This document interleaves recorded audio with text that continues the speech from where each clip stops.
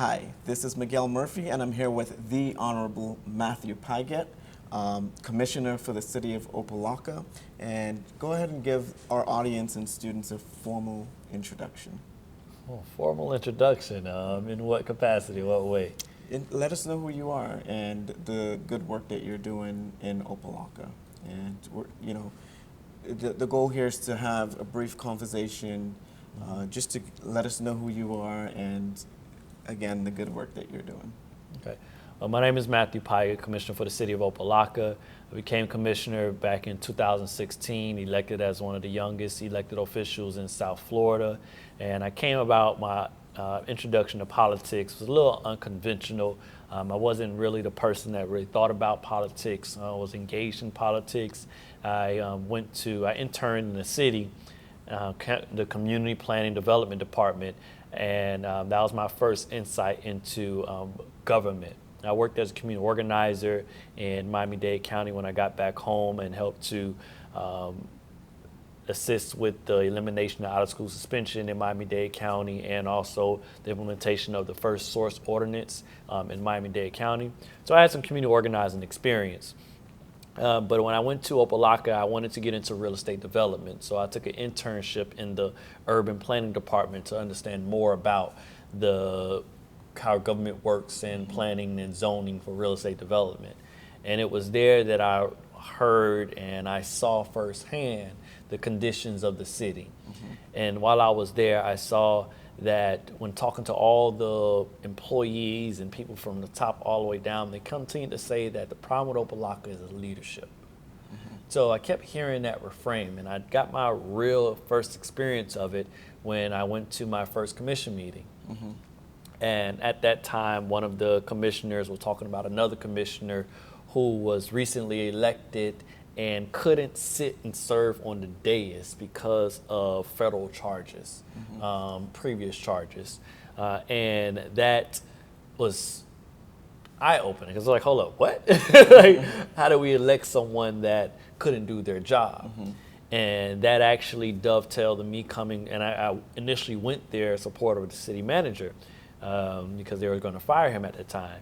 And I went to 2 other commission meetings. And out of those 3 commission meetings, I was threatened with going to jail by the police. I had violations put on my house, even someone telling me I would end up in a canal, all because I was asking some questions that at the time, I guess, weren't questions somebody would want to be asked, mm-hmm. but they weren't boisterous, there wasn't anything. Mm-hmm. So that actually completely turned me off of politics. But I got engaged because the following year in 2016, the FBI raided the local flea market. We had the largest food stamp fraud in U.S. history. They raided City Hall. Quite a few officials were indicted, including the city manager, public works director, a sitting commissioner, and also the mayor's son. Mm-hmm. And I could not believe that was happening in my community. Like that's like in the movies. And it's sad that Locka has had a reputation of where if you live within the city or say you live in the city and you tell that to somebody, they look at you as though you're the problem. Mm-hmm. And that is something that I just didn't want. So as a community organizer, I was organizing to get other people elected. And I was only able to convince one other person.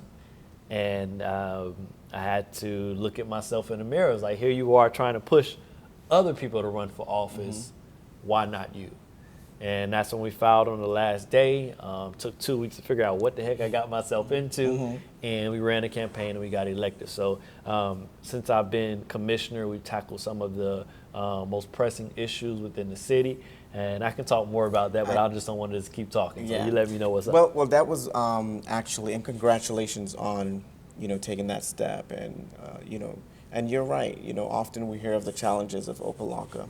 And we're here having this conversation, after because I witnessed you on the panel and, that was a bit moving, coming forth and saying all of these challenges and the depth,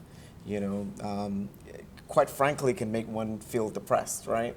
And here you are pointing them out challenge after challenge, and saying that it's not only going to take you to accomplish that. You're going to need the help of your residents, and you're going to need the help of other neighboring cities, and the state and federal assistance. But in your role as commissioner, what would you say has been your greatest accomplishment or achievement?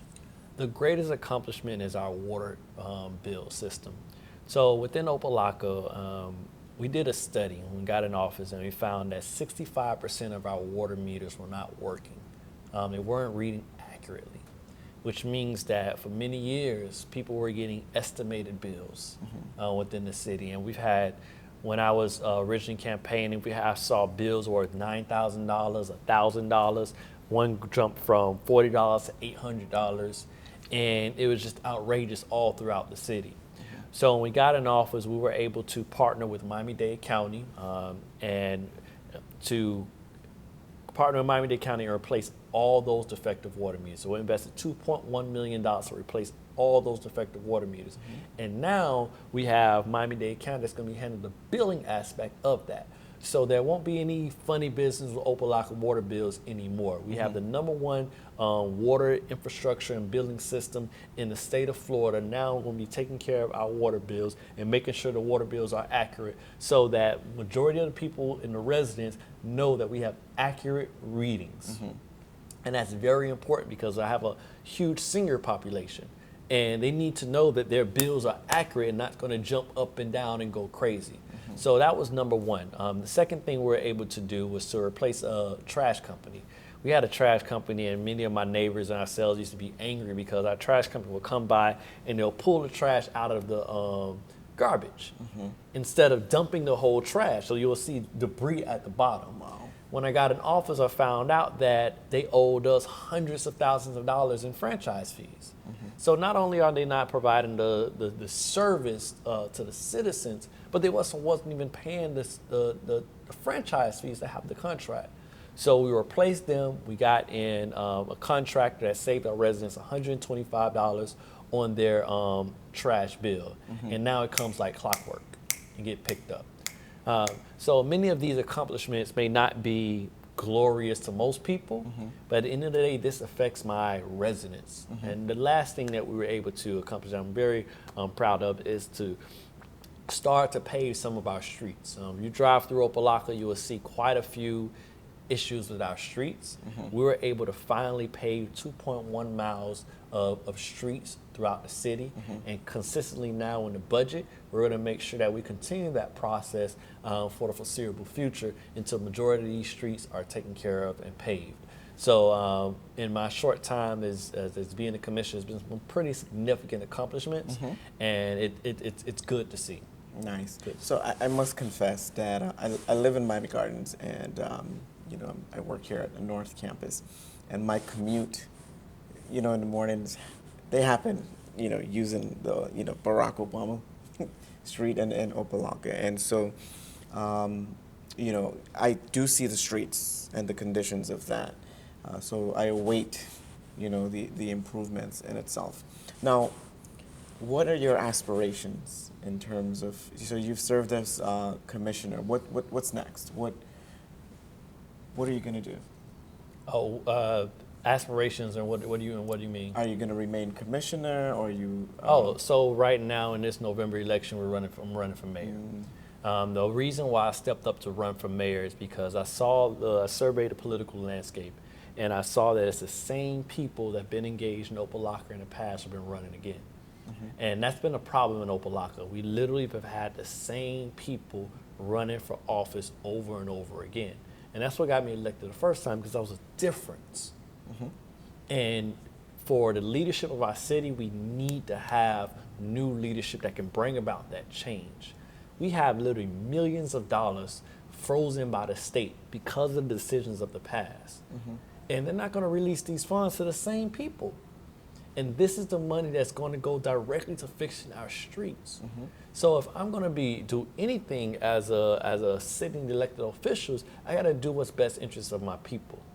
And my people need someone that can bring down that funding. People need someone that can give a new face to Opalaka and bring about those new ideas and work with a team of people inside and outside the city to leverage those relationships to really change the environment. So many people say, oh, it's political. It's not about politics. It's about doing what's best for the city. And at the moment, this election coming up, 4 out of 5 seats are available in Opalaka, which means if the change that we really want, we can have if we elect all new people. And we can work with that team to bring about the resources that are desperately needed for the community. Absolutely. So thank you for sharing your aspirations, and I certainly wish you the best. Now, Miami-Dade College North Campus just became a voting site. Last week, actually, the commission, Miami-Dade County Commission, passed. They voted 12-1 in favor of making this a site. What advice do you have for students in terms of taking advantage, not only of this site, but what do they need to do to make it count? Okay. So, is there early voting, registering? What are your thoughts on? I'm a little different than most people that just say go out and vote, because we need to be educated about the issues that are going on and understand how the people we're going to vote for are going to execute on those issues. And then we need to be engaged in the process so that we hold them accountable throughout the process. So as students, use this opportunity as a voting location to start to understand your power as people, because this world operates on the power of organized people. That's what wins campaigns, votes. So if you organize yourselves into a voting block, now all those candidates have to come to you to find out what are your priorities, because they want your vote. So I would use that as a leverage point to organize students, have a very clear understanding of what exactly they want to do. Are there some changes at the college they want to see? Are there some more resources they want to have in the community? Think about those things, organize yourselves so that you have that voting block. And I guarantee you, everybody will be scared of you. Everybody will have to come to you to find out what's going on. From the president of the college to the local elected officials, because they're going to see literally thousands. This is how many students come here? Well, 50,000. 50, just 50,000.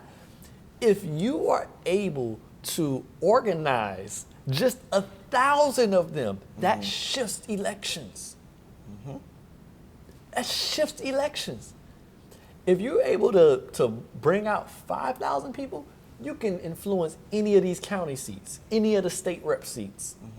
So students need to understand, and I guess I'm talking to you, organize amongst yourselves. Create your voting block so that your issues are addressed.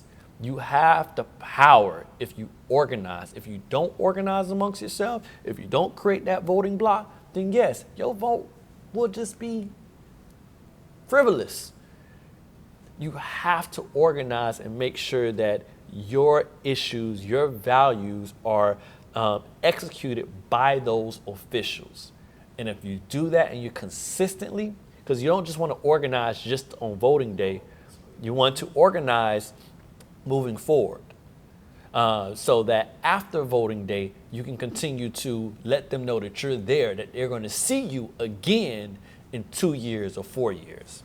Absolutely. So thank you for that advice. So all good conversations do come to an end. How can students learn more about you? How can they stay connected with you? Follow me on social media, Facebook, Instagram, Matthew Pigatt, Pigatt, Matthew with 2 T's. You can go to the website. You can also look up the Academic Hustle. I teach students how to take advantage of school, actually get paid to go to school, and make sure they have a job and a career once they graduate through the Academic Hustle.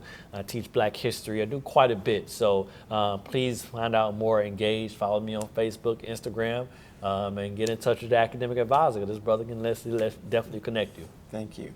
So folks, and it's been an honor. I appreciate, you just did an activity here, served on a panel for the community, and you took me up on this, conversation, and I appreciate that. So you know how to find me, mmurphy3 at mdc.edu, the Honorable Matthew Pigatt, and wish you the best. And I'm gonna follow you through and wish you and hope for the best. Much All right? respect, brother. You're welcome. Take care.